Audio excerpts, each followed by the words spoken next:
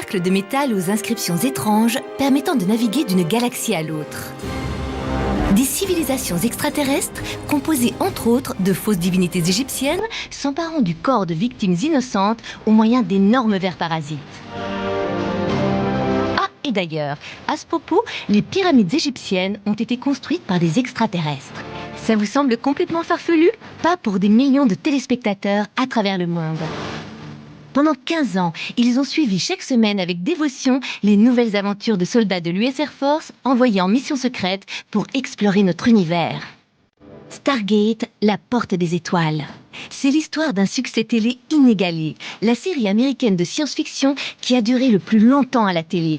L'histoire d'une vraie franchise de science-fiction basée sur des voyages entre des planètes situées dans différentes galaxies et reliées entre elles par un réseau de portes des étoiles. Un film, 2 téléfilms, 3 séries, un dessin animé, plus de 350 épisodes, 100 millions de téléspectateurs dans le monde et pas moins de 16 nominations aux Emmy Awards. L'histoire d'une série dont les fans sont encore prêts à traverser des continents et des océans pour rencontrer ses acteurs et créateurs, à payer des fortunes pour des photos dédicacées ou des souvenirs de la série, à en parler des heures sur le net pour en recréer l'univers. Qui sont les adeptes de cette drôle de secte? Comment une série de science-fiction est-elle devenue un tel phénomène? Avec les acteurs, scénaristes qui ont participé à ce succès, mais aussi et surtout avec les fans qui ont entretenu le mythe. Suivez-nous dans un voyage interplanétaire à travers la galaxie télé. Une aventure inégalée, celle de la saga Stargate.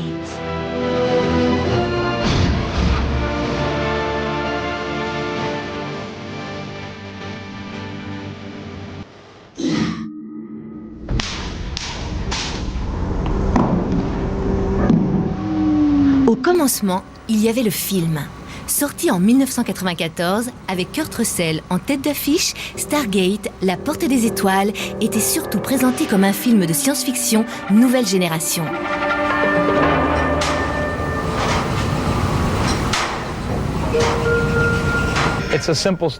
C'est une histoire simple, celle de la découverte d'une machine qui peut vous transporter à travers l'univers. La planète sur laquelle nous atterrissons est surtout composée de sable. Et des gens y travaillent dans des mines. Et en fait, tout est comme 8000 ans avant Jésus-Christ. On n'est pas dans un univers futuriste. Un film de science-fiction qui se passe en Égypte ancienne. Personne n'y avait pensé avant, Roland Emmerich l'a fait. Pour le réalisateur allemand, spécialiste du cinéma à grand spectacle, c'était un rêve de gosse. En 1978, quand j'étais à l'école de cinéma, je me suis juré qu'un jour, je ferais un film sur les pyramides de Gizeh. Et pourquoi? J'avais vu un documentaire et ça m'avait complètement fasciné. Je me suis dit, mais c'est dingue, ces constructions incroyables dont on ne sait toujours pas vraiment pourquoi elles sont là. Il y a eu tellement de choses écrites au sujet de ce mystère. Je crois qu'il n'y a pas de sujet qui ait fait l'objet d'autant de livres que les pyramides de Gizeh. J'avais demandé qu'on me fasse la liste de tout ce qui avait été écrit et il y avait 82 pages de bibliographie. Alors je me suis dit que c'était un super sujet pour faire un film car c'est un symbole que le monde entier connaît. Son autre inspiration, la théorie des dieux astronautes, qui prétend que ce sont les extraterrestres qui ont construit ces pyramides. C'est comme un univers parallèle. On prend des gens d'il y a 8000, 10 000 ans, on les met ailleurs, dans un autre monde, et on se demande comment ils auraient évolué. Ils se seraient développés autrement. Donc l'idée, c'est de mélanger des gens de notre époque avec des gens d'une autre époque, sans avoir à remonter le temps. Il y a un côté mystique dans le film. Tout le concept s'inspire de l'Égypte ancienne. Mais il s'agit d'une civilisation évoluée. Pour réaliser ce mélange étrange et faire se rencontrer l'Égypte, les extraterrestres et le monde contemporain, le film mobilise un budget colossal. Plus de 50 millions de dollars pour cette coproduction américaine et française. Avec au décor les premiers pas d'un grand chef décorateur, français lui aussi, Patrick Tatopoulos. Ce qui m'a motivé, et en fait c'est la deuxième partie de mon travail, c'est un peu l'idée de ces guerriers que j'ai designé aussi, ces guerriers qui sont Horus, Anubis, qui est plutôt presque comme un costume design mélangé avec créature design mécanique. Ça a été un peu le sujet général. C'est une sorte d'opportunité pour moi. J'ai toujours été fasciné par les choses anciennes, l'Égypte. J'ai des racines grecques. Bon, j'ai toujours été intéressé par l'Antiquité à ce point-là aussi. Bon, l'Égypte mélangée avec la science-fiction, mais d'une manière un petit peu subtile, pas trop directe, avec la technologie en gros plan, comme on l'a vu dans plusieurs films jusqu'à présent, mais plutôt quelque chose d'en dessous. Les décors, c'est quelque chose. Maintenant, à notre époque, les décors deviennent de plus en plus incroyables. Regardez Batman, tous ces films-là. La dimension du décor est une chose. Où je crois que je me suis retrouvé le plus l'impression de travailler dans un de ces anciens films épiques, c'est quand on était à Yuma et à filmer, je sais pas, 2000 extras. Là, ça devient très impressionnant. Parce qu'un décor est impressionnant, mais la présence humaine dans le désert, quand on se retrouve avec 2500 figurants habillés en costume, qui courent vers un temple et tout ça, les explosions ici et là, à ce moment-là, vous avez vraiment l'impression que vous faites partie d'un film incroyable. Et vraiment, oui, j'avais l'impression d'être dans un Ben-Hur ou quelque chose comme ça, ouais. Le pari était risqué, mais le succès est à la hauteur des pyramides d'Égypte.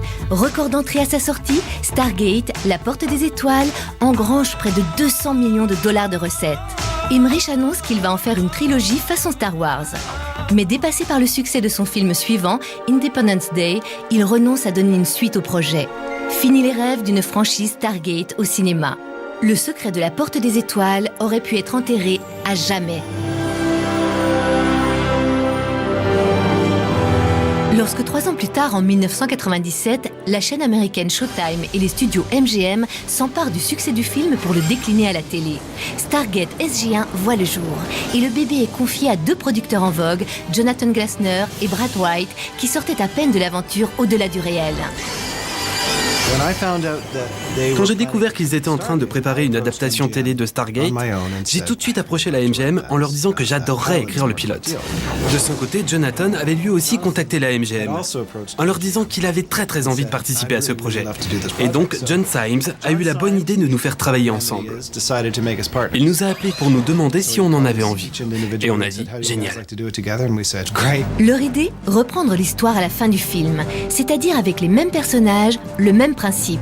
Une branche spéciale de l'US Air Force, le Stargate Command, explore d'autres planètes grâce à une porte des étoiles et mène une lutte continue contre une race d'extraterrestres parasites, mais avec un nouveau casting. Et surtout, une nouvelle tête d'affiche. Et pour cela, il frappe un grand coup en faisant revenir un personnage parti à la retraite trop tôt, un héros prêt à tout qui avait marqué les esprits. Vous savez, MacGyver. Enfin non, bien sûr, l'acteur Richard Dean Anderson. Colonel Jack O'Neill, à la retraite. Je suis le major Samuels. J'ai ordre de vous emmener voir le général Hammond. Connais pas. Il remplace le général West. Il dit que c'est important. Cela concerne la porte des étoiles.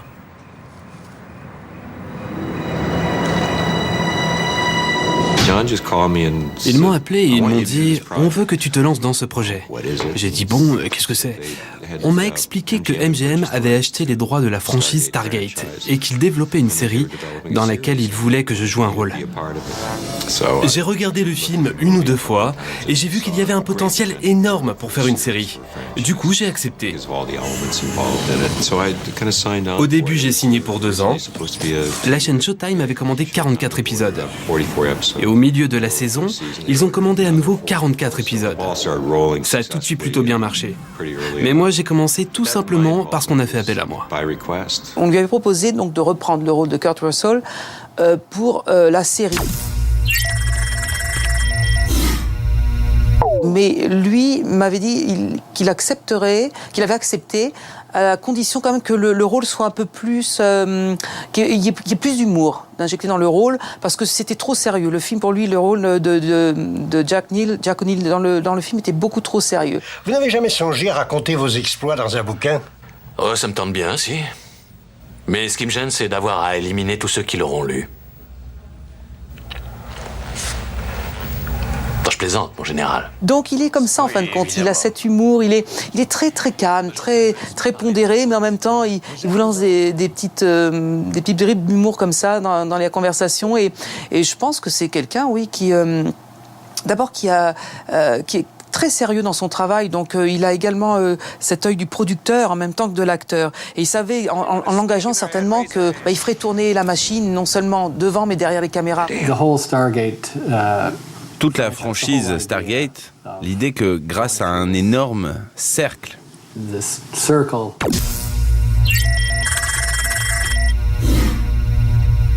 on puisse aller dans d'autres mondes, c'est fascinant. Et ce qui est génial, c'est que tout commence ici. Tout part de la Terre. Ce sont des gens comme nous, des gens normaux. Et Richard Dean Anderson était la star parfaite pour incarner ça. Je veux être certain qu'il n'y ait aucun oubli. C'est O'Neill, avec 2 L. Il y a un autre colonel O'Neill avec un seul L et il n'a aucun sens de l'humour. À ses côtés, une équipe de choc prête à tout pour aller combattre aux 4 coins de la galaxie. Daniel Jackson, le scientifique génial, repris par Michael Shanks. Salut Jack. Ça fait un bail? Mais aussi le mystérieux Teal'c, le guerrier Jaffa, joué par Christopher Judge. Est-ce que l'avion est au point? L'avion a réalisé les performances qu'on attendait. Wouhou! Pardon, général. T'es plus fort que moi, j'ai été gagné par l'enthousiasme de Teal'c. Et dans cette atmosphère très virile, une femme, Samantha Carter, capitaine et docteur en astrophysique, interprétée par Amanda Tapping. Au début, Sam Carter était très linéaire. Elle n'avait qu'une seule facette. C'était une féministe qui ramène tout à sa cause, qui part en croisade avec ses discours sur l'égalité. Et en tant que féministe, je trouvais ça assez fatigant et assez ennuyeux. Vous devez être le colonel O'Neill. Capitaine Samantha Carter au rapport, mon colonel. Vous préférez vous faire appeler Sam? Ne vous inquiétez pas, Major, je n'ai plus joué à la poupée depuis mes 10 ans. Alors j'en ai parlé aux scénaristes et je leur ai dit d'abord, les femmes ne parlent pas comme ça. Et puis, pourquoi ne peut-elle pas faire partie de cette équipe tout simplement sans avoir à revendiquer en permanence le fait qu'elle est une femme? C'était rafraîchissant. Mais le personnage principal de SG-1, c'est surtout cet engin étrange qui a donné son nom à la franchise et à la série, cette fameuse porte des étoiles. Tiens, mais au fait, c'est quoi exactement une Stargate? Avis d'experts, avec les fans, les vrais. C'est un objet circulaire qui fait à peu près 6 mètres de diamètre. C'est l'instrument qui permet le passage entre différentes planètes. Il en faut 2, une sur chaque planète, qui permettent de voyager d'une planète à l'autre. Donc cette porte est en aquadas, c'est donc un minerai qui ne se trouve pas sur Terre. Elle s'active en général à l'aide d'un EHD. Donc un EHD, c'est un énorme appareil sur lequel on appuie pour composer une adresse de porte des étoiles. Quand on n'en a pas, comme les terriens dans la série, on fait avec des ordinateurs. La porte des étoiles a été créée par un groupe appelé les Anciens. Un groupe très très ancien et très avancé d'extraterrestres. La porte des étoiles, ça s'utilise comme un téléphone. On appelle d'ici et il doit y avoir un autre téléphone de l'autre côté.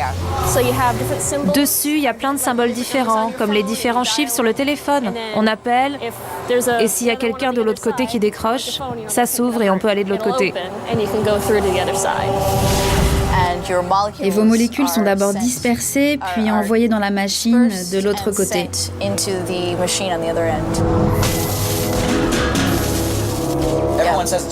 Ah, et c'est froid aussi. Et on dit qu'il faut toujours bien expirer avant de rentrer. Et qui dit voyage intergalactique dit forcément grosse production et moyens impressionnants. Pour pouvoir emmener chaque semaine les héros de la série aux 4 coins de la Voie lactée, les producteurs avaient choisi de s'installer au Canada, près de Vancouver, où se trouvaient les studios Bridge. C'était vraiment un grand studio avec donc cette immense porte des étoiles qu'ils avaient reconstituée. Et ils avaient à peu près, je crois, trois plateaux. Je crois qu'il y avait à peu près 3 plateaux avec différents décors. Mais encore une fois, ils tournaient aussi beaucoup en extérieur. Je me souviens que sur les 3-4 fois où j'y suis allée, il y avait eu au moins une bonne demi-journée de tournage à l'extérieur. C'était quand même une grosse production. C'était une grosse équipe d'acteurs, de techniciens. Mais encore une fois, ça leur a pris, je crois, 1 année. Mais après, ça a duré 10 ans. Donc après, ça allait comme ça. C'est comme toutes les séries. Ça a besoin de se roder au départ, mais après, ça va très vite. On a 6 personnes qui travaillent ici pour élaborer tous les projets et les dessins. On s'occupe aussi de tout ce qui est accessoires, on les dessine. Il y a aussi les décorateurs. On a un énorme atelier de décoration qui fait toutes les maquettes. Il y a une menuiserie, un atelier de peinture. On travaille aussi en étroite collaboration avec les effets spéciaux. On regarde le scénario, on propose nos idées et on voit si leurs solutions sont meilleures. La technique, c'est une des grandes raisons du succès de la série. En utilisant les dernières technologies, à base de fond vert et de calcul 3D, Stargate SG-1 met un sacré coup de vieux aux séries de science-fiction classiques, comme le précurseur Star Trek, qui fut la toute première série de science-fiction à la télévision. Voilà ce qu'on a fait pour l'épisode Nemesis. Vous le voyez, c'est une attaque d'insectes. Sur le plateau d'origine, on a dû filmer comme s'il y avait ces gigantesques insectes dans le coin, et comme si on leur tirait dessus. Puis on a fait un panneau pour trouver nos points de repère, qui sont ces points verts sur le sol, pour que nos caméras 3D puissent se repérer quand on ajoute les effets spéciaux. Et voilà le résultat.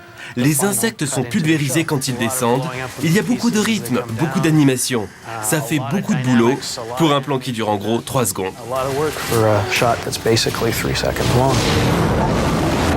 Stargate SG-1, c'est donc un laboratoire de science-fiction à lui tout seul, où les équipes font leurs premiers pas dans l'utilisation du fond vert à la télé. Ce fameux fond vert qui est désormais utilisé à gogo dans la plupart des films hollywoodiens.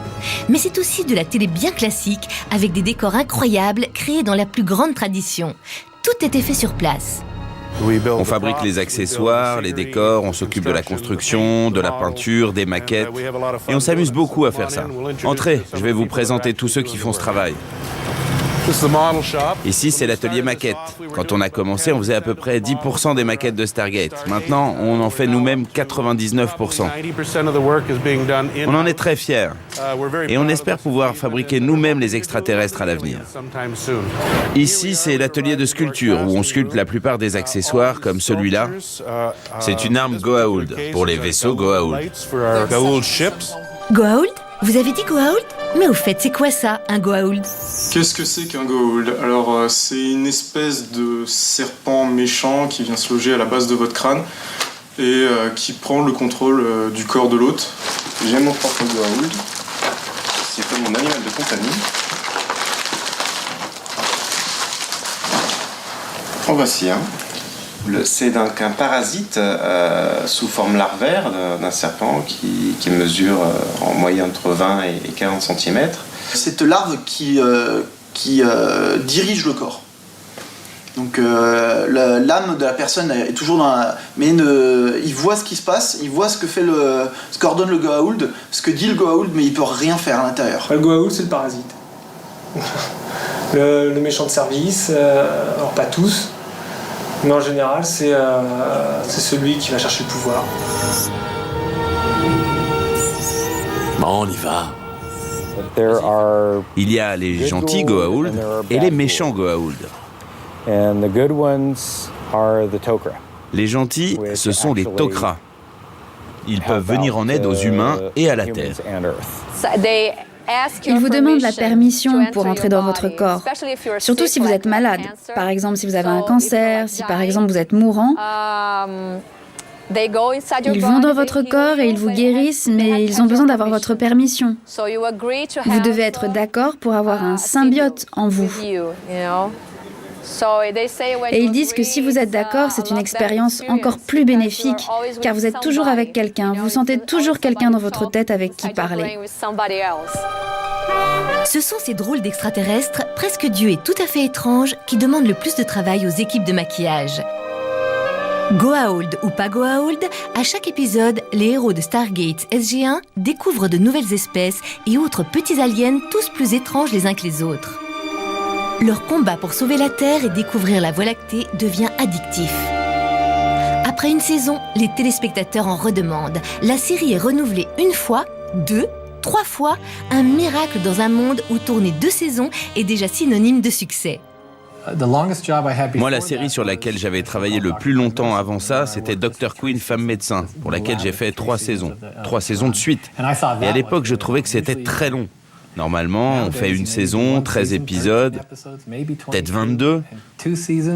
Quand on fait 2 saisons, c'est génial. C'est très rare de faire plus de 2 saisons. Mais avec Stargate, le miracle se reproduit chaque année. Au bout de la 5e saison, la chaîne Showtime décide de clôturer l'aventure. Mais une autre chaîne américaine, Sci-Fi, reprend la série, continue les aventures de SG-1 et décide même d'y ajouter une autre série. Un spin-off, c'est-à-dire une histoire parallèle reprenant des personnages et les principes de la première série. Ils l'appellent Stargate Atlantis. Avec de nouveaux visages, mais aussi des apparitions régulières des personnages stars de SG-1. À partir de la rentrée 2004, chaque semaine à la télé américaine, cohabitent désormais 2 rendez-vous pour les fans de la Porte des Étoiles, SG-1 et Stargate Atlantis. Un nouveau chapitre s'ouvre. C'est à cet instant que l'histoire de Stargate bascule dans la saga. Et donc Stargate Atlantis, c'est quoi le pitch ? L'histoire, donc, c'est donc une délégation, une équipe de la planète Terre, qui est composée de différentes personnes du monde. Ils cherchent la cité d'Atlantis, qu'on connaît aussi sous la cité des Anciens ou la cité perdue. Donc on pourrait rapporter ça au mythe de l'Atlantide. Comment ce qui se passe, c'est que quand ils arrivent sur la cité qui a décollé de la Terre il y a 10 000 ans avant, il n'y a plus personne. Ils se retrouvent au début coincés en fait sur cette cité d'Atlantis. Et donc ils vont donc explorer cette nouvelle galaxie, tout comme l'a fait SG-1 avec notre galaxie à nous. Ils vont rencontrer diverses races, ennemis et amis, et donc tout se tourne autour de la cité, de ce mythe des anciens qui était quand même technologiquement très très avancé. Et forcément, ils rencontrent toujours le méchant de service. Pour ces nouvelles aventures et cette série tournée en parallèle de la série SG-1, c'est aussi un tout nouveau décor qui est créé, gigantesque.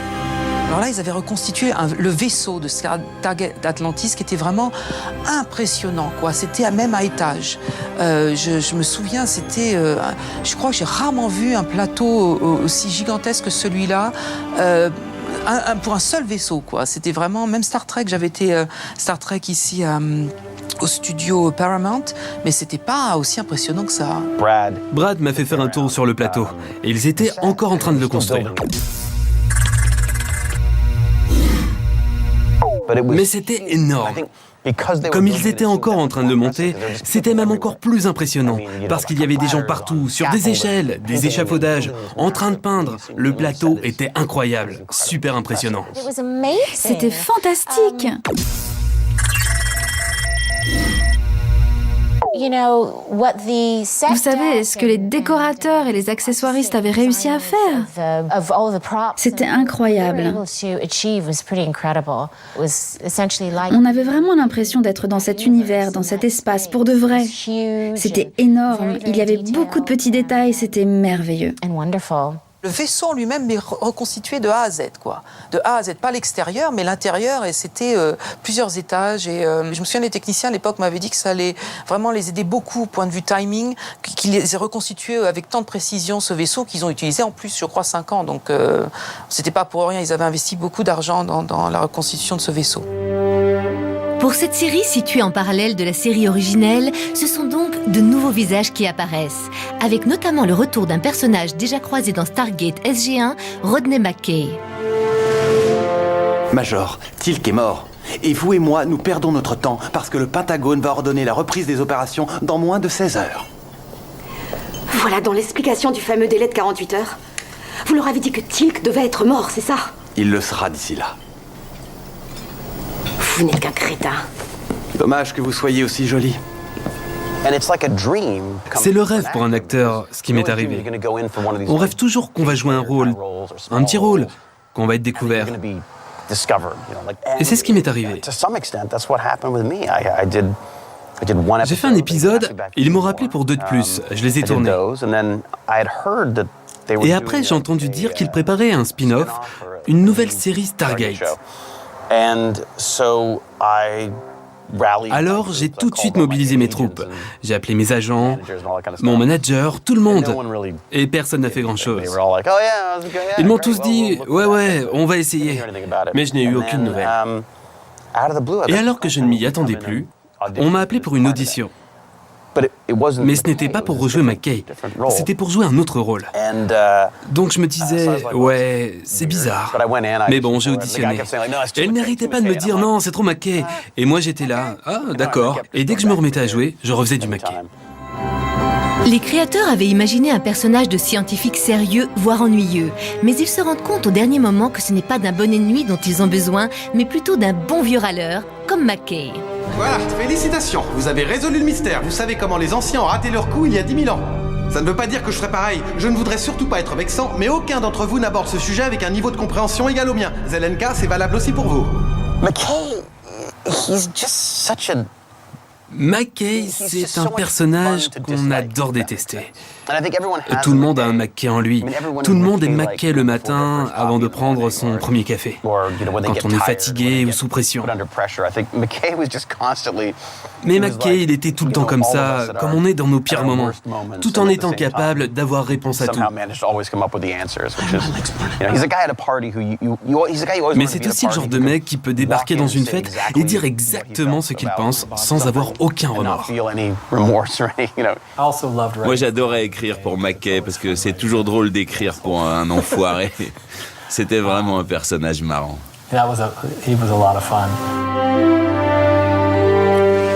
Autre ajout de dernière minute au casting, le personnage de Teyla Emagan, cette jeune et jolie extraterrestre venue tout droit de la planète Athos dans la galaxie de Pégase. Une combattante douée de télépathie et jouée par Rachel Luttrell. J'ai passé une audition comme pour n'importe quel rôle. Je suis d'abord passée par l'agent de casting pour faire une première lecture. Et c'était marrant parce que je suis arrivée habillée à peu près comme ça. Et elle m'a dit, ta lecture était fantastique, mais essaie peut-être de revenir avec des talons, un petit haut sexy, et fais quelque chose avec tes cheveux. J'ai dit ok, j'ai suivi ses conseils. Et ensuite, j'ai eu plusieurs rendez-vous, j'ai fini par rencontrer les producteurs et ça s'est super bien passé. J'ai passé une audition avec Joe Flanagan, ça fonctionnait très très bien entre nous.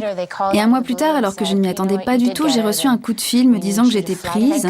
Je devais partir pour Vancouver 2 jours plus tard, je commençais à tourner 3 jours plus tard, c'était dingue.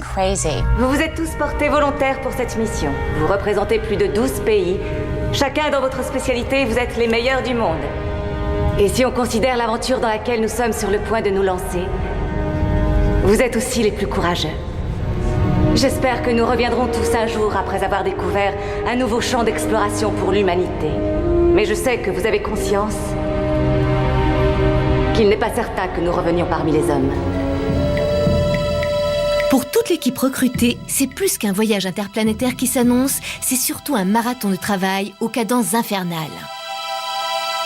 Un jour de travail normal pour moi, ça voulait dire se réveiller à 4 heures du matin, faire une demi-heure de corde à sauter, une bonne série de pompes, ensuite prendre la voiture, être sur le plateau à 6 heures, me faire maquiller, coiffer, travailler mon texte encore et encore. Je restais jusqu'à 20 heures environ. On tournait plusieurs scènes. Puis je sortais un peu avec mes amis, les autres acteurs de la série. Et puis je rentrais à la maison. Je commençais à regarder mes scènes pour le lendemain. J'allais me coucher et hop, c'était reparti. On faisait des journées de 14 heures. Tu rentres, t'apprends ton texte, tu recommences.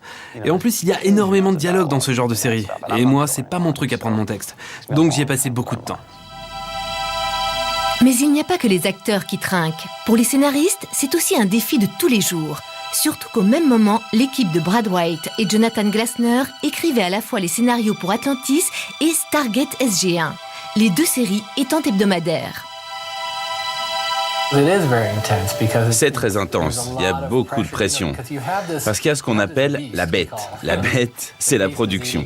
Ça bouffe du scénario. Et il faut la nourrir. Il faut toujours être en avance sur la bête. Quand on commence une saison, on écrit 5 ou 6 scénarios avant que le tournage commence. Ensuite, il faut garder le rythme parce qu'ils se mettent à tourner et là, ça peut devenir difficile.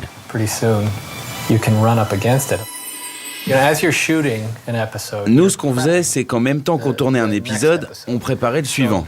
On tournait un épisode pendant 8 jours et on avait aussi 8 jours pour préparer le suivant, avec des réunions avec les réalisateurs, des réunions de production, des réunions pour les costumes, pour les décors, pour les accessoires, pour les effets spéciaux, pour les cascades. En gros, il y a une réunion pour chaque spécialité et tout ça, c'est une énorme machine.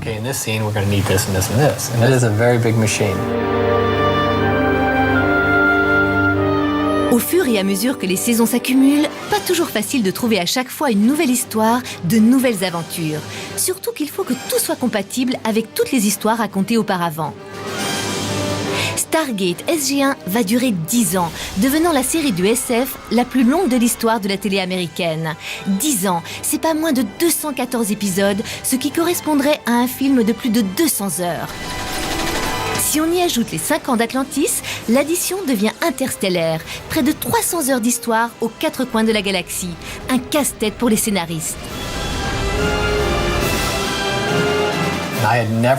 Moi, j'avais jamais fait de science-fiction avant. C'est pas trop mon genre. Je n'ai pas vraiment un esprit science-fiction. Bien sûr, j'adore Star Wars, Star Trek, mais c'est pas mon truc. J'ai écrit un épisode de Stargate Atlantis, Aurora. Je sais pas combien de brouillons j'ai fait.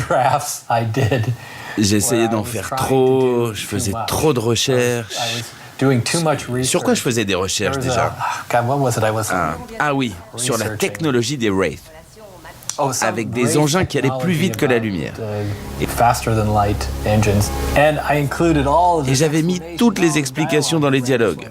Brad a lu ça et il m'a dit « Non, non, non, t'as pas besoin de mettre tout ça ». Il m'a montré qu'il y a vraiment un savoir-faire pour écrire de la science-fiction. Il faut pas trop en rajouter. Il faut en mettre juste assez pour montrer aux téléspectateurs qu'on sait de quoi on parle. Mais il faut pas en faire trop. Pour Carl Binder, scénariste du dessin animé Pocahontas, il a fallu un peu de temps pour s'adapter à la science-fiction, mais la machine Stargate était bien huilée.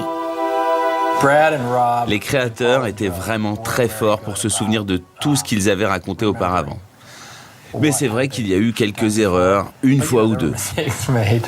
Et à chaque fois, les fans se ruaient sur le site internet pour dire « Ça va pas, vous avez fait une erreur là !» Et on était là, oula, mais c'est vrai, vous nous avez eu là.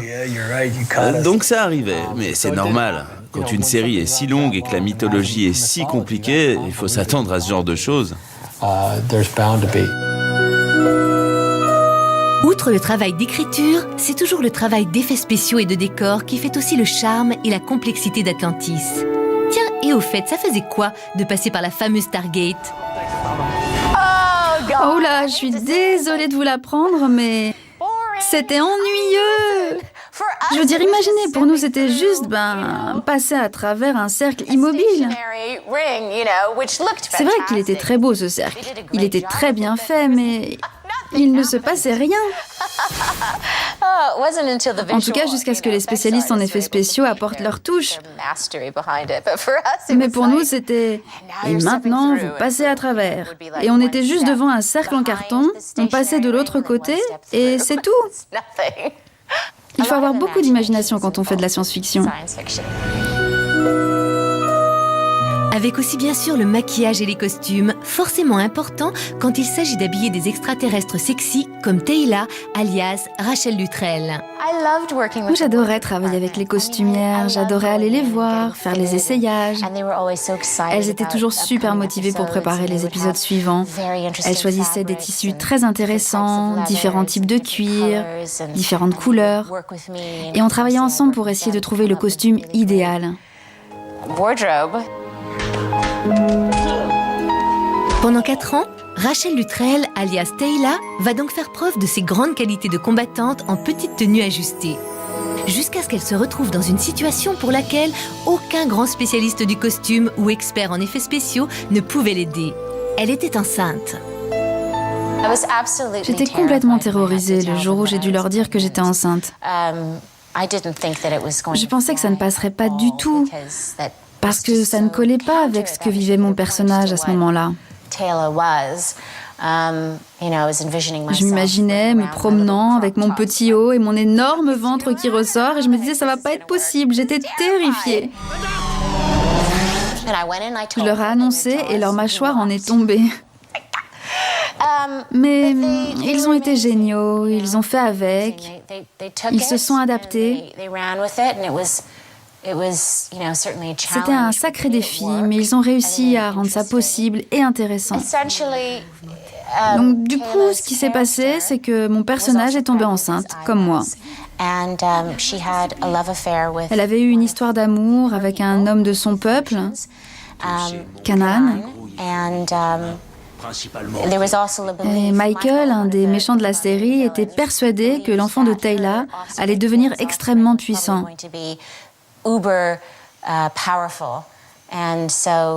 Et donc il a décidé de la kidnapper et de voler l'enfant. Et donc j'ai été kidnappée et j'ai dû subir plein de choses horribles. Une femme enceinte dans la série, c'était presque une habitude pour les scénaristes. En 10 ans d'histoire, forcément, la vie des acteurs et des actrices évolue. Amanda Tapping aussi était tombée enceinte. Je me souviens, je venais d'arriver sur Atlantis et elle était toujours dans SG1. Ils ont dû écrire des épisodes sans elle. 5 ou 6 épisodes, je crois, cette saison-là, le temps qu'elle accouche. Ensuite, Rachel est tombée enceinte. On s'en est servi pour l'histoire. Son personnage a aussi eu un bébé dans la série. Même chose avec Alaina Huffman sur Stargate Universe. On venait juste de commencer à tourner, on en était au 2e ou 3e épisode, quand elle nous a annoncé qu'elle était enceinte. Alors on s'est dit, ah, d'accord, bon, on va trouver une solution. Et en fait, ça a super bien marché. C'est devenu encore plus intéressant. Ah oui, car après 10 ans de SG1, plus de 200 épisodes et de téléfilms qui viennent clore le premier volet de la saga, après 5 ans d'Atlantis et sa centaine d'épisodes, il y a eu SGU Stargate Universe. Un 3e bébé qui prend le relais sur la chaîne Sci-Fi après la fin d'Atlantis. Cette nouvelle version de l'aventure Stargate débarque sur les écrans américains en 2009. Mais comment relancer l'aventure quand cela fait déjà 12 ans que la saga a commencé ? Pour éviter l'usure et dépoussiérer le concept, les créateurs imaginent que la fameuse porte des étoiles a des possibilités cachées. En gros, c'était le 7e chevron qui permettait de vous emmener. Mince, je sais plus, donc couper. Bon, pour mieux comprendre, autant demander aux vrais experts de la série, les fans. C'est plus une exploration qui aurait mal tourné. Ils se retrouvent piégés sur un vaisseau. Et là, maintenant, pour eux, c'est de la survie. Stargate Universe, ça se passe un tout petit peu après Atlantis. Ils découvrent l'utilité du 9e chevron qui permet de se transporter à l'autre bout de l'univers. Ils finissent par monter à bord d'un énorme vaisseau qui s'appelle Destiny et que les anciens ont mis au point pour partir en reconnaissance. C'est la navette la plus élaborée du monde. Elle est capable de penser et de parler grâce à son ordinateur. Toute la série Stargate Universe est absolument fascinante.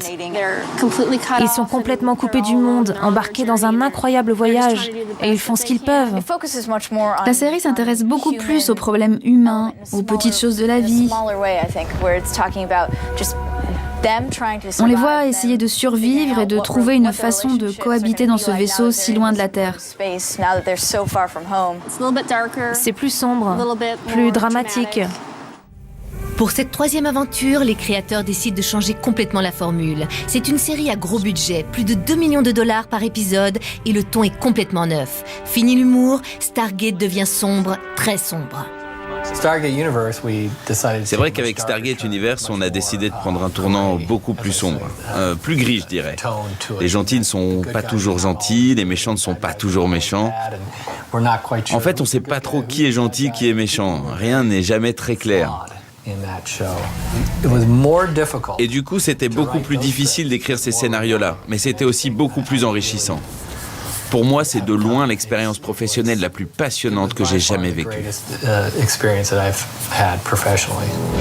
Parce qu'ils veulent que ce troisième volet passe vraiment dans une autre dimension, les créateurs de la série voient aussi très grand pour le casting. Pour le rôle titre, ils choisissent non pas une star de la télé, mais un grand du cinéma, l'acteur Robert Carlyle, héros de Trainspotting et de Full Monty. Bien sûr que je connaissais Stargate. J'avais vu le film il y a longtemps. Et je connaissais la franchise. J'avais vu quelques SG1. Bon, c'était de la science-fiction. Je me disais, c'est bien, mais c'est pas vraiment mon truc. Alors pourquoi je suis là si la science-fiction c'est pas mon truc? Parce que moi ce que j'adore c'est le côté dramatique.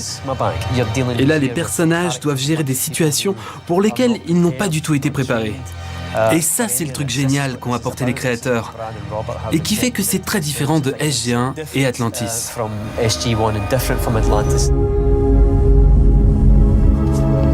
Bienvenue à bord du Hammond. Oui, c'est la planète Terre et oui, vous êtes à bord d'un vaisseau. Robert Carlyle a vraiment tout de suite donné le ton à toute l'équipe. Personne n'allait faire sa diva, personne n'allait se croire supérieur, et tout le monde allait venir et faire son boulot comme il faut. Il y avait beaucoup d'acteurs, mais chacun d'entre eux était vraiment très professionnel. Tout le monde adorait la série. Tout le monde arrivait en connaissant son texte, prêt à jouer, prêt à faire la meilleure série possible. Ils étaient tous super motivés. Et en plus, ils étaient super bons. Et ça, c'est génial pour un scénariste, parce que je me disais, ok, je peux imaginer ça, je peux aller jusque-là, et leur demander ça parce que je sais qu'ils peuvent le faire. Donc voilà, c'est devenu ma série préférée. My favorite. Pendant 2 saisons, Universe va donc perpétuer l'aventure Stargate chaque semaine à la télévision américaine. La série est récompensée par de nombreux prix, nominée aux Emmy Awards pour ses effets spéciaux. Robert Carlyle est aussi récompensé par les Gemini Awards, les Oscars canadiens. Mais SGU ne remporte pas le même succès que les 2 précédentes et est annulée en 2010. Quand la chaîne Sci-Fi a annoncé qu'elle ne reconduirait pas la série, on a vraiment tout tenté. Enfin, Brad a vraiment essayé de trouver un moyen pour qu'on refasse une saison. Pas forcément sur Sci-Fi, peut-être sur une autre chaîne. Il a tout essayé, mais ça n'a pas marché. C'est dommage parce que j'aurais adoré faire une dernière saison pour tout conclure, parce que Brad avait une fin pour la série. Ça devait durer 5 ans, mais on s'était dit, pourquoi on n'accélérerait pas tout? Et si on avait une 3e saison, on aurait pu finir l'histoire. Ça aurait été vraiment bien. SGU s'arrête définitivement avec la diffusion du dernier épisode de la saison 2 le 9 mai 2011 et laisse des fans complètement désemparés. J'ai été triste, super triste. Oh là là, j'étais dévastée. C'est comme si une partie de ma vie disparaissait, comme si j'avais perdu quelqu'un de ma famille. Au début, je n'ai pas voulu y croire. Et puis quand ça a été confirmé, j'ai pleuré. Quand SG1 s'est arrêté, au moins il y avait d'autres séries Stargate derrière. Mais là, non. C'est un peu la fin d'une époque. Il n'y aura pas de suite. Avec la fin de SGU, c'est la fin pour l'instant de la saga Stargate. Reste que ce ne sont pas moins de 15 ans de télévision qui se sont écoulés depuis le premier épisode de SG1. 15 ans, 17 saisons en tout, des centaines d'heures d'aventures transgalactiques et intersidérales à travers la fameuse porte des étoiles.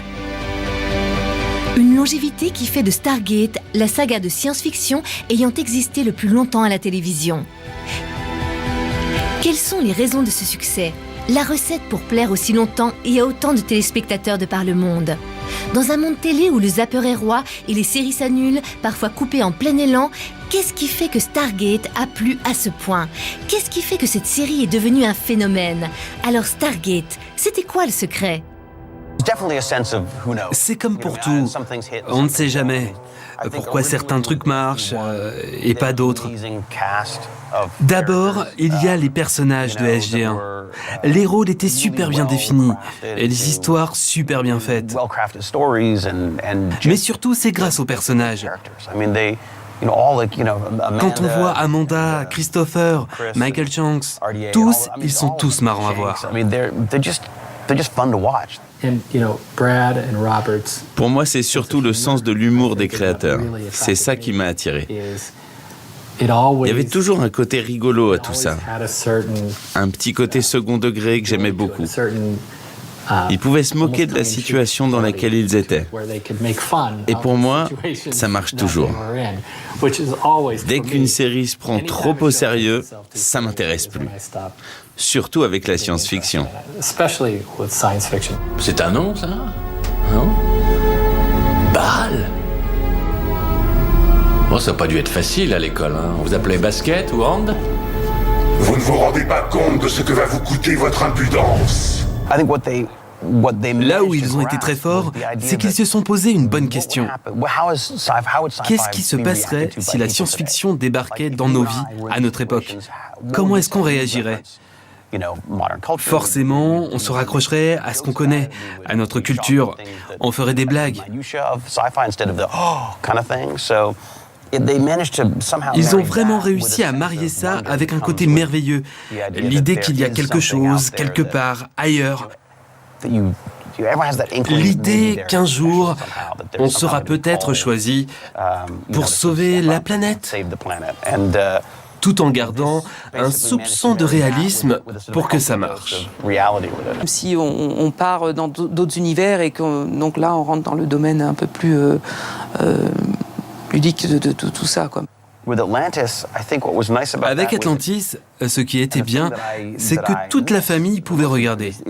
Les enfants, maman, papa, les grands-parents, tout le monde se réunissait pour regarder Atlantis.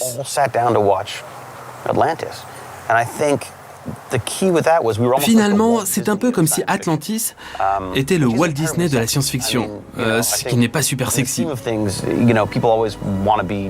En ce moment, tout le monde veut être super pointu, super branché. Mais nous, non. On voulait juste réunir toute la famille, leur donner envie de voir l'épisode suivant. Et ça donnait à la série une qualité de plus, un caractère familial que les séries ont de moins en moins aujourd'hui. Tout le monde cherche tellement à séduire les 18-49 ans qu'on oublie que la majorité des gens ne sont pas dans cette tranche d'âge. Stargate, c'est de la science-fiction super accessible. Et la science-fiction, c'est un univers tellement amusant. On joue avec l'imagination, et c'est ça qui attire les téléspectateurs et les personnes ouvertes à toutes sortes d'idées. Et c'est fascinant. Car oui, Stargate, c'est marrant, c'est familial, mais c'est surtout une bonne manière de s'échapper, de fuir la routine. C'est le principe de base de la science-fiction, la SF pour les intimes. Découvrir de nouveaux mondes, de nouveaux êtres. Et en la matière, Stargate a fait fort. L'imagination des scénaristes dépasse de loin les limites de notre Voie lactée. Pendant 15 ans, les extraterrestres les plus étranges se sont multipliés. Toujours mêlés à une mystique, voire mythologie étrange. Des extraterrestres à gogo que même les fans n'arrivent pas à dénombrer. Oh, il y en a beaucoup. C'est absolument impossible de se souvenir de toutes les espèces d'extraterrestres. En gros, pour chaque planète, il y a une espèce d'extraterrestre. La majorité des extraterrestres rappellent la mythologie égyptienne. D'autres sont liés aux mythologies nordiques, par exemple, ou asiatiques.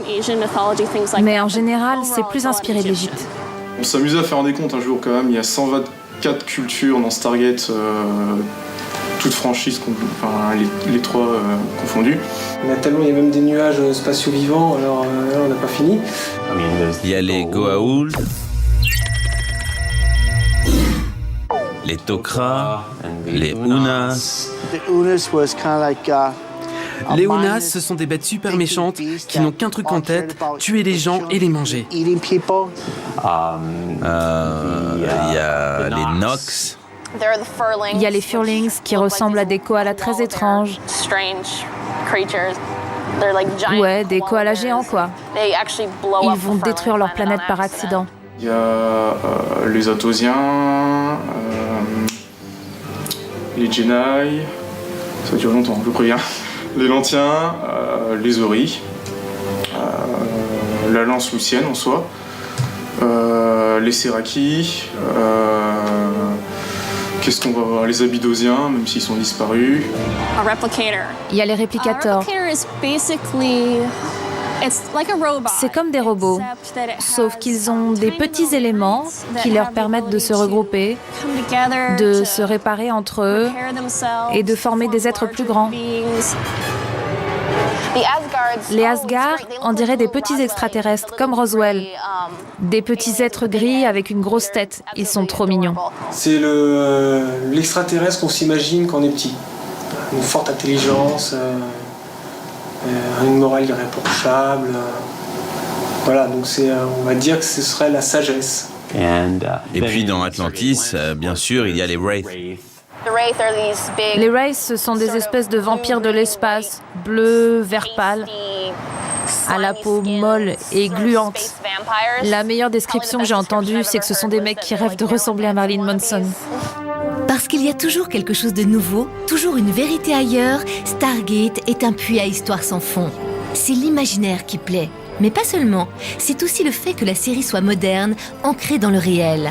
Les membres de l'équipe d'explorateurs vivent à notre époque, ils font partie de l'armée américaine et d'ailleurs chaque scénario était visionné par l'US Air Force pour que tout soit crédible aux yeux des téléspectateurs. Colonel, General, Major, General, Doctor, General. They were very much a part of L'armée était très très importante dans la production de Stargate, surtout pour Stargate SG-1, car c'était censé se passer dans une base navale. Du coup, on avait des consultants, des officiers de l'Air Force pour nous conseiller sur la série. On avait beaucoup de militaires pour nous aider sur les tournages, des généraux, des amiraux.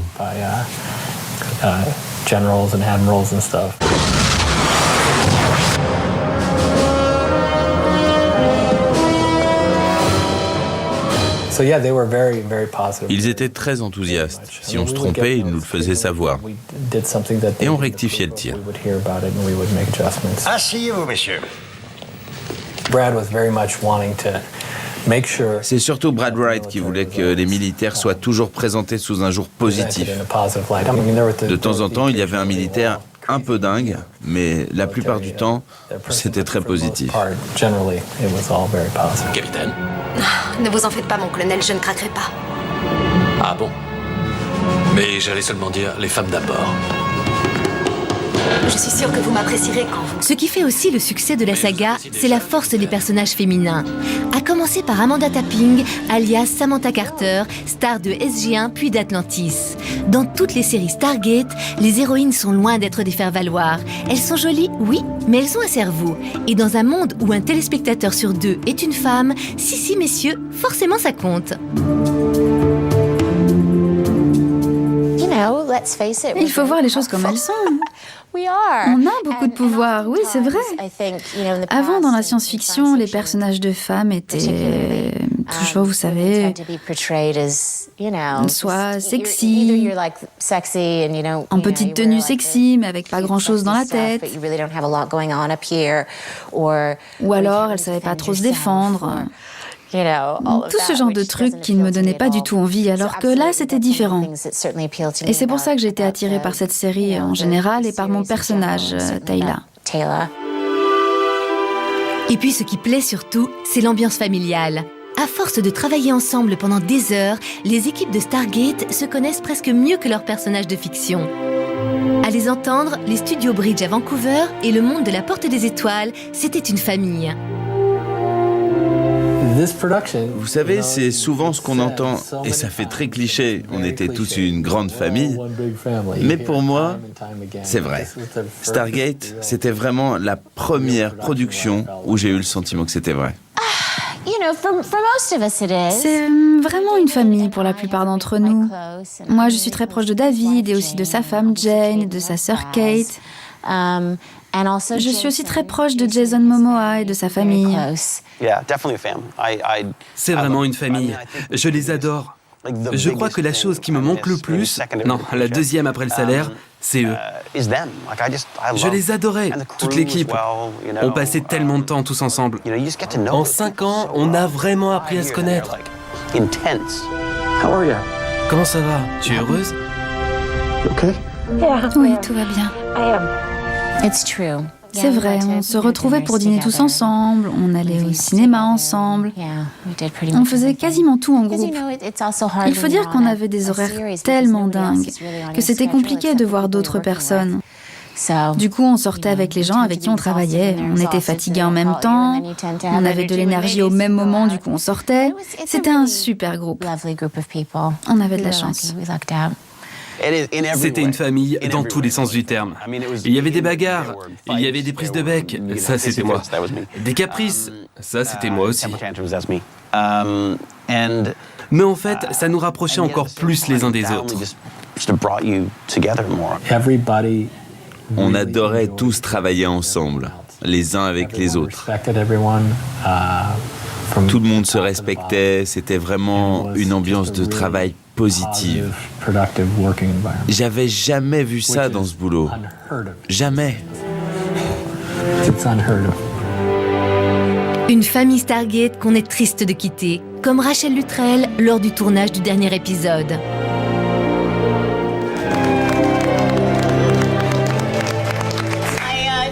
J'ai réfléchi à ce que je voulais vous dire et... J'ai oublié. Sauf merci. Vous avez été une famille pour moi. Et ça me manquera de ne plus travailler avec vous.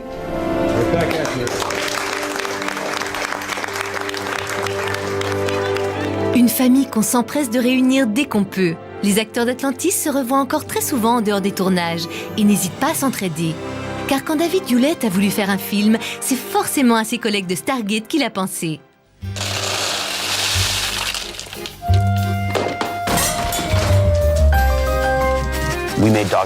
Quand on a fait Mon beauf, ma sœur et moi, à l'origine c'était un petit truc qu'on allait filmer avec un caméscope. On ne pensait pas faire un vrai film. Mais grâce à Stargate, on a trouvé l'équipe, on a trouvé les acteurs, et du coup on a fait un film, qui a eu son petit succès en plus. Dans Mon beauf, ma sœur et moi, on retrouve David Hewlett, acteur et réalisateur donc, mais aussi sa sœur, qui jouait également sa sœur dans la série, Paul McGillion, son comparse d'Atlantis, Christopher Judge, venu tout droit de SG1, et Rachel Luttrell. Et les acteurs ne sont pas les seuls à l'avoir suivi dans cette aventure. Pour ce petit film indépendant, la production était assurée par des membres de l'équipe Stargate. Et le directeur de la photo n'était autre que celui de la série, James Alfred Maynard. Dans cette comédie dingote, l'acteur-réalisateur s'autorise même un gros clin d'œil à Stargate, puisque l'un des personnages principaux, interprété par Paul McGillion, joue dans une série de science-fiction qui ressemble étrangement à La Porte des Étoiles. Façon pour David Hewlett de rendre hommage à la série, lui qui en plus est fan de science-fiction. J'étais triste de la voir partir, triste de quitter la beauté scintillante d'une race si différente de la mienne, mais heureux de retrouver les vents solaires ardents qui m'emmèneraient vers les planètes bleues glaces du périmètre.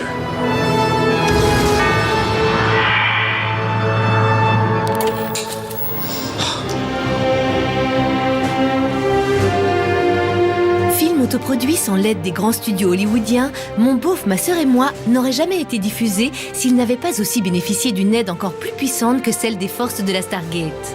Parce qu'ils adoraient le personnage de Hewlett dans Atlantis et qu'ils rêvaient de voir un long métrage avec autant d'acteurs de la série, les fans ont tout fait pour que le film sorte. Posters, pétitions sur Internet, c'est ainsi que Mon beauf, ma sœur et moi a pu être diffusé dans le monde entier.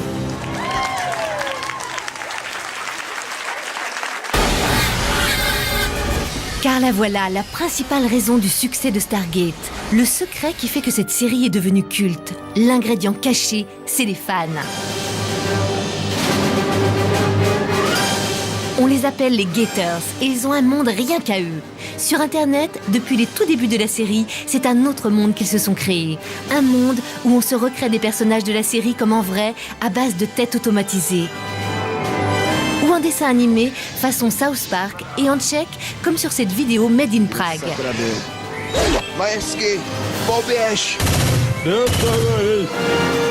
Un monde où on montre à la Terre entière sa flotte de vaisseaux Stargate fait en jouets de construction et où on reproduit phrase après phrase des épisodes originaux avec les petits personnages. Des vidéos comme ça, on en trouve des centaines sur la toile. Le plus difficile étant souvent de recréer la Porte des Étoiles à base de petites briques en plastique. souvent tenté, pas toujours égalé.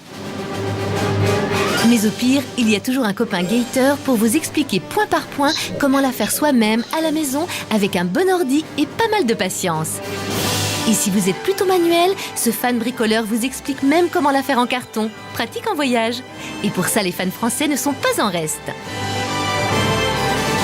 Ça reste quand même fort dans l'esprit des gens, parce qu'il y a beaucoup de gens qui connaissent très bien la série, qui l'ont suivi.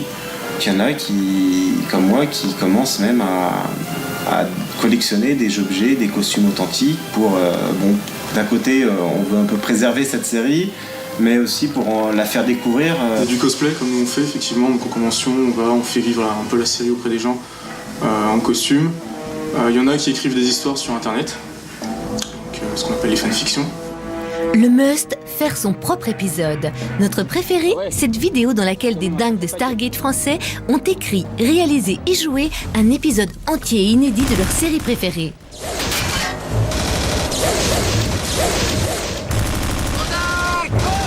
Sierra Golf 19, Sierra Golf 17, répondez.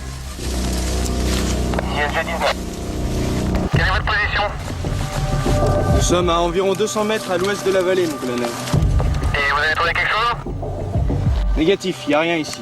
Et très franchement, je pense que si un tocard avait voulu nous contacter, il l'aurait déjà fait.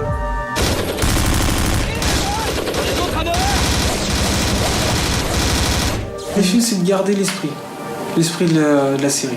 C'est surtout ça. C'est justement pour continuer tout ça, pour montrer que Stargate n'est pas fini, que ça continue. Comme on ne pourrait pas se dire, vous voyez, les explorations continuent.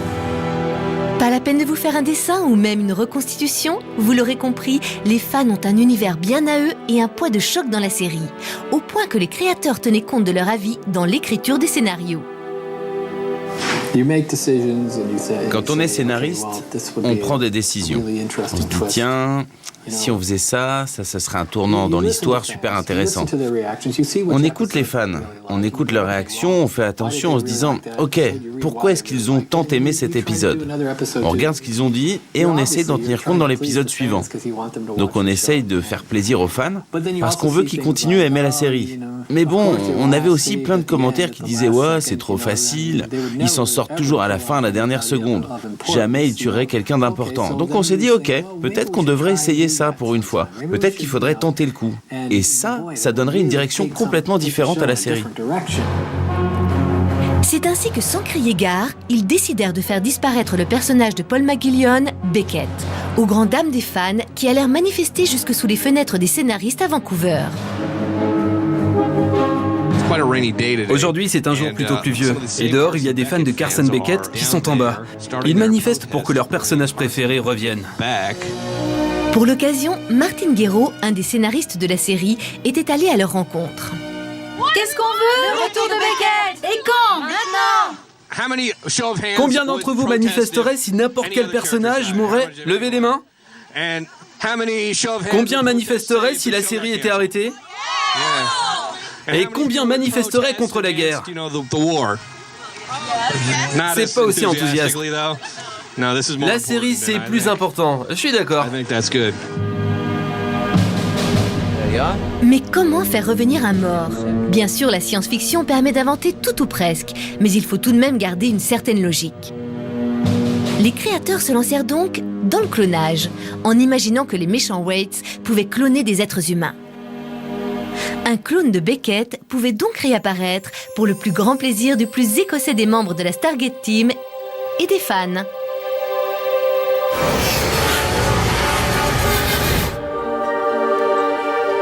Ah, les fans, ils n'ont pas perdu une miette des centaines d'épisodes de la saga et forment une vraie communauté qui aime à se rassembler aux quatre coins de la planète. Pour certains, Stargate, c'est presque une religion, un culte qui aurait même sa grand-messe, la Convention. Los Angeles, novembre 2011. Ils auraient pu venir pour les palmiers, pour la plage ou même pour les studios ou les étoiles de Hollywood Boulevard. Mais s'ils ont traversé tous les États-Unis, fait des dizaines d'heures de vol en venant de Rio ou d'Allemagne, c'est pour rester enfermés 3 jours en face de l'aéroport, dans le sous-sol de cet hôtel de luxe. Tout ça pourquoi? Mais pour Stargate, bien sûr. Ça fait longtemps que je rêve d'aller à une convention, donc je suis super excité. C'est ma première fois. Moi, je suis venu avec mes 2 fils et mon petit-fils. Nous, on se fait un petit week-end mère-fille. Nous, on s'est rencontrés sur le forum Gateworld consacré à Stargate. Et on a réalisé qu'on habitait à une centaine de kilomètres l'une de l'autre. C'est comme ça qu'on est devenues copines. À une convention, on a rencontré Diana et depuis, on se retrouve à toutes les conventions. J'ai même réussi à traîner ma mère, elle vient avec nous. Nous, ça fait 30 ans qu'on fait ça. C'est excitant, tout cet environnement, toutes les personnalités qu'on peut rencontrer, les acteurs et les actrices à qui on peut parler. On peut avoir des autographes ou prendre des photos. Ce qui est marrant, c'est que d'une convention à l'autre, on se reconnaît, on se donne des nouvelles. C'est un peu comme une famille. J'adore les stars, elles sont très gentilles. Et en venant aux conventions, on peut les rencontrer, prendre des photos, avoir des autographes. On a des centaines d'autographes. La famille, les stars, les autographes, et puis il y a les règles obligatoires. Ou presque. Par exemple, quand on est vraiment fan, une convention, ça se fait en costume, s'il vous plaît. Moi, j'avais envie de me déguiser en Jack O'Neill. Alors ma grand-mère a retrouvé cette tenue de camouflage. Moi, je porte une veste qui a été portée dans la série, pas par un personnage principal, mais par des figurants. Je l'ai acheté à une vente aux enchères et j'ai cousu le blason SG1 dessus. Moi, je porte la version camouflage de l'uniforme de SGC. Et comme vous le voyez, je fais partie du détachement spécial de SG3. Je suis un xénobotaniste. Et voilà le petit scanner que j'utilise.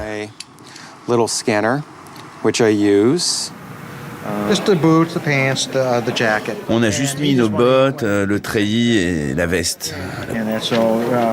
Le problème, c'est qu'ici, ils ne nous laissent pas venir avec nos armes. Ils ont une règle stricte. Oui, une règle très stricte qui interdit de porter des armes. Alors, une convention, comment ça marche? Eh bien, pour le comprendre, nous avons pris 2 cobayes. Voici Mike, ancien militaire venu du fin fond des États-Unis pour l'occasion. Moi, je suis tombé amoureux de Stargate dès que j'ai vu le film. C'est une super série. Et Rita, brésilienne, venue tout droit de Rio, oui, Rio de Janeiro, pour assister à sa première convention. C'est ma première convention, oui. J'ai fait tout le voyage de Rio jusqu'ici. C'est dingue, non? Mais il faut se donner une chance. Une chance de quoi? Une chance de vivre une bonne expérience. Vous savez, c'est super agréable quand on vous montre qu'on apprécie votre travail. Alors moi, j'aime dire aux gens, j'aime beaucoup ce que vous faites. Ça me fait du bien. Donc j'ai envie de vous le dire et j'espère que ça vous fait du bien que je vous le dise. Pour venir ici, ils ont dû dépenser plusieurs centaines de dollars afin d'être accrédités. Pas moins de 400 pour Mike et Rita qui sont accros et ont pris le forfait Gold. Là, j'ai fait une liste pour savoir quelles photos je vais acheter, quel genre, si je veux des photos individuelles ou d'équipe. Et j'ai amené un livre SGC que je veux qu'il signe. Pour le week-end, j'ai à peu près 18 autographes à faire signer. Donc il va me falloir pas mal d'argent. Rien que pour ce week-end, je prévois $2000. À quoi ils vont ajouter un budget autographe, 20 à 30 $ en fonction de la star, et photos dédicacées jusqu'à 60 $. Et pour Mike, tout est bien organisé. Depuis qu'il est à la retraite, notre ancien militaire écume les conventions. Dans sa valise à roulettes, une toute petite partie de sa collection et un livre qu'il a acheté exprès pour l'événement. Donc là, j'ai tout préparé pour retrouver les pages et tout. Mon rêve, c'est de remplir ce livre. Je sais que je ne vais pas trouver tout le monde ce week-end, mais j'espère que dans l'année, je réussirai à le terminer. Dedans, j'ai mis des marque-pages pour tous les acteurs qui viennent ce week-end, comme Jack O'Neill, Bal ou Dr. Ware, une actrice. Elle a fait quelques épisodes dans SG1. Ben Brother, Till, qui il n'est pas là ce week-end. À peu près tous les personnages, quoi. Moi, je suis un dingue de science-fiction. Qu'est-ce que vous voulez? J'adore ça, c'est ma passion. Ça me donne une raison de vivre, c'est mon hobby. Il y en a qui sont fans des voitures ou d'autres choses. Moi, c'est ma passion. Je préfère dépenser mon argent pour ce qui compte vraiment. J'en ai rien à faire de dormir dehors, ça je l'ai déjà fait. Et je peux le refaire. Allez, on va chercher des photos. Première activité, shopping. Avec la découverte de la salle consacrée spécialement aux fans de la série. Premier repérage. Vous avez pas une photo d'équipe? Pas de photo d'équipe? Non, on a que celle-là. Moi, quand j'aurai une maison, je ferai encadrer tout ça partout, sur tous les murs. Avec tous mes autres trucs de science-fiction. Ma collection vaut environ 30 000 $ en tout. J'ai beaucoup de choses. C'est parfois un peu trop. J'ai vraiment des tonnes de trucs. Bienvenue dans le paradis du dingue de la Porte des Étoiles. Ici, on trouve tout à la sauce Stargate, des petites figurines de collection aux t-shirts ou à la reconstitution de la Stargate en verre. Il n'y en a que 2 exemplaires au monde. Et c'est Richard Dean Anderson qui a le deuxième. On a des livres, des cassettes audio, des cartes à collectionner, des autographes, des t-shirts. On a un bon stock d'articles Stargate. Le premier livre de la série Universe et le premier d'Atlantis était l'adaptation écrite de la série. Mais sinon, ce sont toujours des histoires inédites. Certaines sont liées à des épisodes ou les poursuivent. Donc quand on adore la série, c'est un super bonus, car les fans se souviennent de tout. Mais ce sont toutes des histoires inédites. Pareil pour les CD qui sont lus par les acteurs. Leur meilleure vente, les autographes, récoltés selon une technique bien éprouvée. Il y a des conventions dans tout le pays et aussi en Europe. Et nous, on s'organise avec des gens qui vont en Allemagne ou au Japon et on échange ou on achète des autographes qui nous ramènent. Mais pas question d'avoir un autographe anonyme pour Rita. Notre fan brésilienne veut une photo rien qu'à elle. On va faire une photo avec Paul McGillion, qui joue le Dr Beckett dans Stargate Atlantis. C'est l'un de mes personnages préférés. Je pense que c'est un mec sympa, je l'ai vu dans des interviews. Il est très naturel. Alors on va voir. Il y a déjà la queue.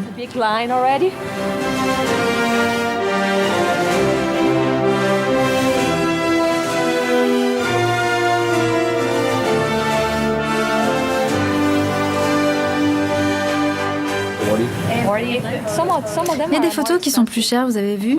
Oui, ça se peut. Il y a des conventions où c'est beaucoup plus cher. Ça peut aller jusqu'à 129 $ la photo. Pour les stars de la série. 99 $ pour un autographe. Il y a différents prix.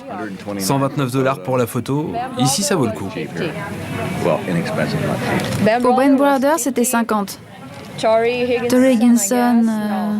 Non. Jason Momoa, 45. Et Tori Higginson, c'était 40.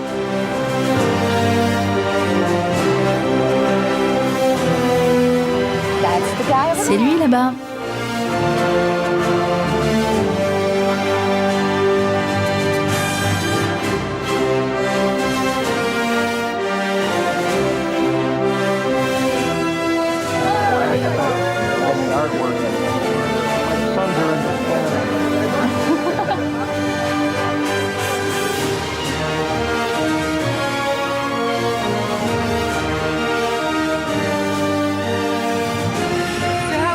Alors c'était comment? C'était génial. C'est un garçon charmant. Il est très sympa. Je lui ai dit que j'étais en Écosse le mois dernier. Il m'a demandé comment ça s'était passé. J'ai dit super, j'adore les gens là-bas et j'adore votre pays. Alors il m'a demandé d'où je venais. J'ai dit Rio. Ensuite, il m'a prise dans ses bras et il m'a dit « Je déteste ce métier ». J'ai dit « Vraiment ?» Il a dit « Non ». $50 pour la photo, c'est un peu cher. Et ça fait réfléchir Rita, qui aime bien rêver d'un autre monde. Moi, ce que j'aimerais, c'est pouvoir aller dans l'espace. On dépense tellement d'argent dans la guerre, à vouloir tuer les gens. Alors que, comme l'a très bien dit Isaac Asimov, si on pouvait utiliser tout le budget qu'on dépense à la construction d'armes pour acheter et construire des fusées, des navettes spatiales à la place, on serait déjà allé plus loin que Mars. Vous avez déjà vu le programme de la NASA ? Ce qu'ils avaient prévu de faire ? Normalement, en ce moment, on devrait déjà être sur Mars. Il devrait y avoir une colonie là-bas. C'était leur programme, mais ils ont tout arrêté à cause de la guerre froide. Ils ne voulaient pas se battre avec l'URSS. Et on en est là. Alors qu'on pourrait être, je ne sais pas moi, beaucoup plus loin, dans une autre galaxie. Et plus on cherche, plus on trouve de nouvelles choses. Mais trêve de philosophie, c'est l'heure de la conférence.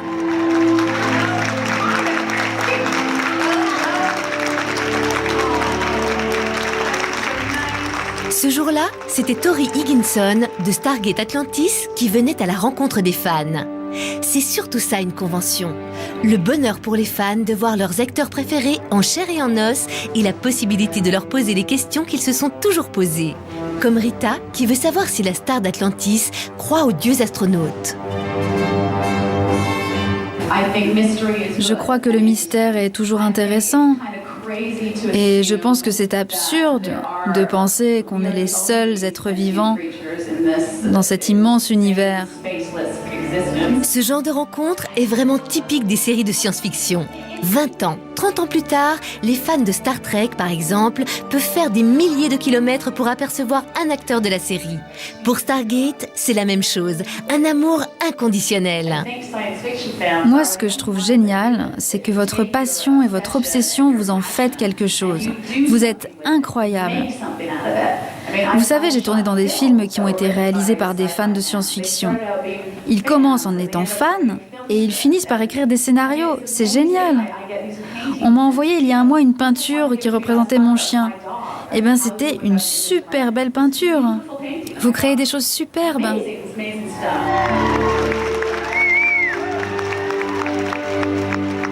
Et puis pour les inconditionnels, c'est aussi l'occasion de voir la chevelure de Jason Momoa, vue récemment dans le remake de Conan le Barbare, et chéri de ces dames. Vous préférez que je remette mon bonnet ? Pendant ce temps-là, c'est l'heure des retrouvailles pour Mike avec Victoria, rencontrée lors de la dernière convention Stargate à Chicago.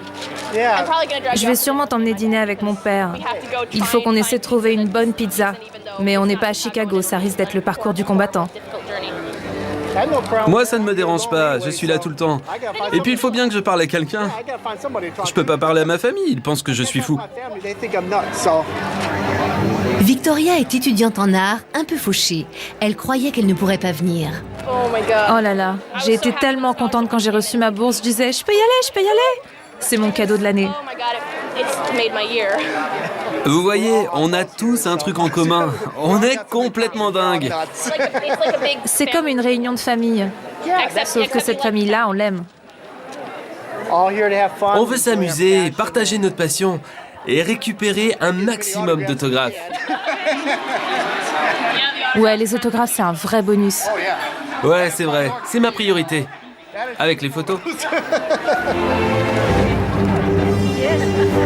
Chaque jour, son carnet d'autographes se remplit un peu plus. Cette fois-ci avec Musetta Vander, une actrice qui n'a joué que dans 2 épisodes de Stargate SG1, mais qui adore les conventions.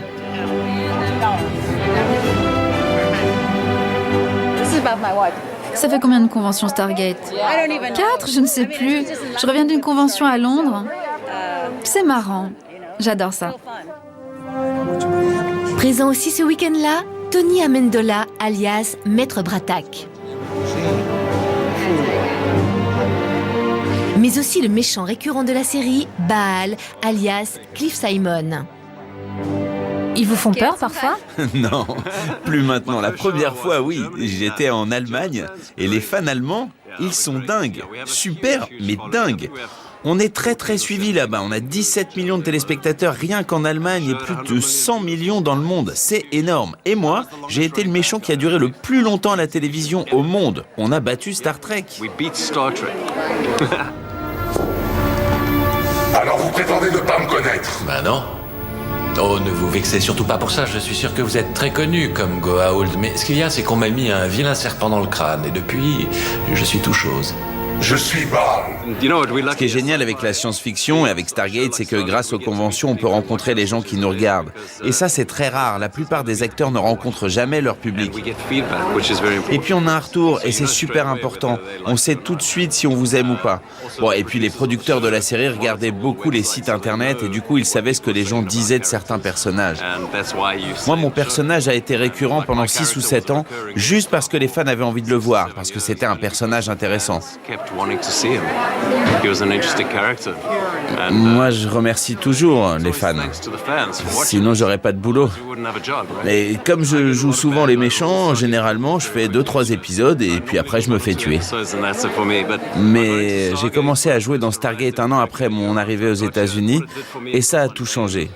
On a commencé à parler de moi, mon nom a circulé, justement parce qu'il y a énormément de gens qui suivent la série.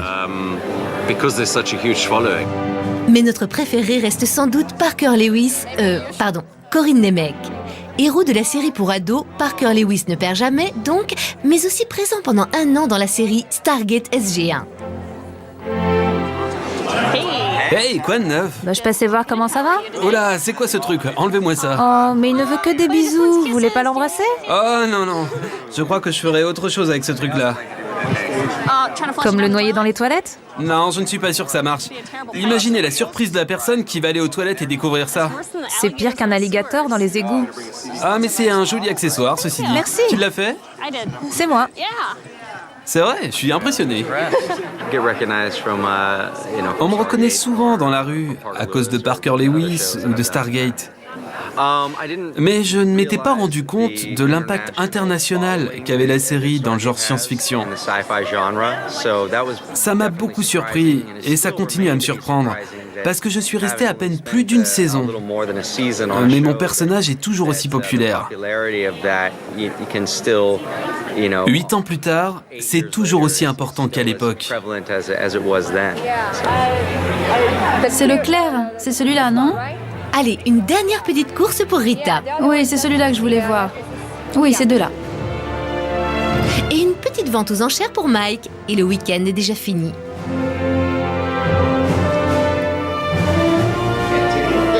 Ah, les fans, de gentils dingos prêts à tout pour leur série. Comme les milliers de fous de Stargate qui se sont mobilisés sur Facebook et ont signé des pétitions pour que la série continue.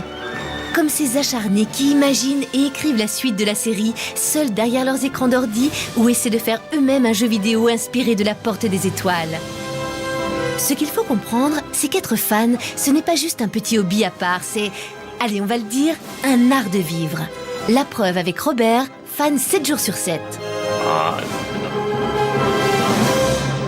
Bon d'abord, il y a toute la collection Stargate. Alors, il y a le film d'origine, la collection de Stargate SG-1, Atlantis en Blu-ray, Stargate Universe. Et puis, si vous vous promenez dans l'appartement, vous remarquerez sûrement ce que mes collègues de boulot m'ont acheté l'année dernière. Le repose-verre Stargate, à travers lequel, normalement, le verre traverse les galaxies. Sinon, j'ai aussi les vaisseaux Stargate. Le Prométhée, le Dédale. Nourri à Star Trek et Star Wars, quand il était petit, ce Californien vit en permanence dans un monde de science-fiction. Et puis là, j'ai la collection de figurines de SG-1. Vous savez, pour les quelques séries qui me touchent vraiment, on peut dire qu'elles font partie de ma propre mythologie. Le fait d'avoir une collection, et par exemple de pouvoir la regarder quand je suis assis à mon ordinateur, Ça me donne un sentiment super chaleureux, ça me rappelle le plaisir que j'ai eu à regarder la série. De temps en temps, je regarde et je me dis, tiens, ça me donne envie de regarder tel épisode. Et je sors un DVD et je me le regarde. Vous savez, les hommes collectionnent les œuvres d'art, ils collectionnent des souvenirs d'endroits où ils sont allés. Moi, je suis allé en voyage à travers les galaxies avec tous ces gens. Donc, pour moi, c'est un peu des souvenirs de voyage. Les souvenirs des aventures que j'ai vécues avec tous ces gars-là. Grand habitué du Comic-Con, la grande convention des fans de SF tous les ans à San Diego, collectionneur fou, Robert a vu certains épisodes de Stargate 5 ou 6 fois. Il adore en parler, mais pas forcément à tout le monde. Je crois qu'en fait, c'est plus facile pour moi de dire à quelqu'un que je suis gay plutôt que de dire que je suis collectionneur. Ça ne me dérange vraiment pas de dire aux gens que je suis homo. Mais par contre, quand j'invite les gens chez moi et que je sais qu'ils ne sont pas très science-fiction, je suis obligé de les prévenir. Je leur dis, bon, il faut que je vous dise, il faut que vous sachiez quand même que j'ai quelques trucs de science-fiction chez moi. Et en même temps que j'en ai plein, donc c'est un peu bizarre. Je suis obligé de les mettre en condition. Mais j'essaie quand même de tout bien ranger, de ne rien laisser traîner. Sa dernière folie, un jeu de société Star Trek vintage.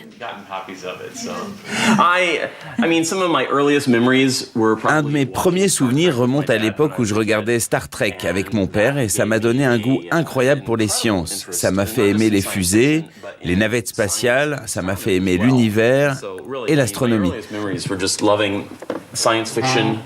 Quand j'étais petit, je dévorais tous les bouquins d'astronomie que je pouvais trouver. Du coup, quand je suis allé à l'école et que je suis allé à la fac, je me suis retrouvé à étudier l'astronomie et puis je suis devenu astronome. Et oui, les voyages dans l'univers, le monde des étoiles et la recherche des extraterrestres, c'est plus qu'un loisir pour Robert. C'est un métier.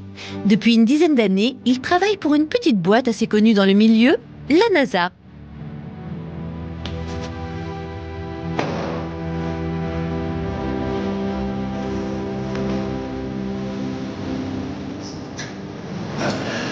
Donc ça, c'est une maquette du télescope Spitzer. C'est le télescope avec lequel je travaille à la NASA. C'est un observatoire spatial à infrarouge qui vole à peu près aussi loin de la Terre que la Terre est éloignée du Soleil. On étudie l'univers grâce à une lumière différente de celle qu'on peut voir à l'œil nu. On peut voir des points, des jeunes étoiles. On étudie la manière dont les étoiles naissent et comment les planètes se forment. À force de voir trop de science-fiction, Robert a donc fini par passer sa vie entière la tête dans les étoiles, à décortiquer les photos de ce fameux télescope.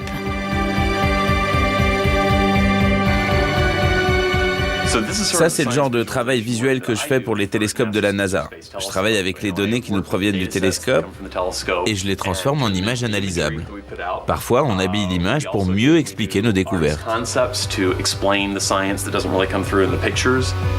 Cette semaine-là, il venait de recevoir les images de la planète Kepler 22b, une planète ressemblant à la Terre. Là, tout le défi, c'est que dans le cadre de la mission Kepler, on détecte des exoplanètes en regardant de tout petits écarts dans les courbes de lumière, à mesure que la planète passe devant l'étoile. Mais en général, on ne peut pas voir grand-chose. Et s'il n'a pas encore aperçu de porte des étoiles dans son télescope, il a déjà vu pas mal de connexions entre son travail et sa série préférée. Il m'est arrivé un truc assez incroyable quand j'ai regardé le Blu-ray de Stargate Continuum, l'un des téléfilms Stargate. Il y avait une image d'une flotte Goa'uld s'enfuyant face à une grande nébuleuse. J'ai regardé et ça m'a rappelé quelque chose.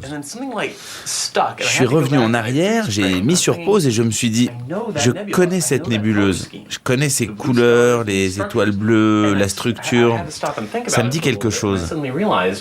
Il m'a fallu un petit moment pour réaliser qu'ils avaient utilisé une image de Spitzer de la nébuleuse d'Orion sur laquelle j'avais travaillé. Elle leur a servi de fond pour leurs effets spéciaux. Du coup, j'étais super fier. Une image sur laquelle j'ai travaillé pour Spitzer et la NASA soit utilisée pour Stargate. Même chose pour Stargate Universe. Et ils ont montré une image, encore une galaxie qui me disait quelque chose. Et j'ai fait des recherches et je me suis rendu compte que là, ils avaient utilisé des images de la mission Galax, sur laquelle j'avais aussi travaillé. Ah tiens, mais au fait, on en pense quoi de l'idée d'une porte des étoiles à la NASA? En vrai? L'espace pourrait avoir des sortes de liens entre deux endroits distincts de l'univers, mais il y aurait comme des sortes de raccourcis.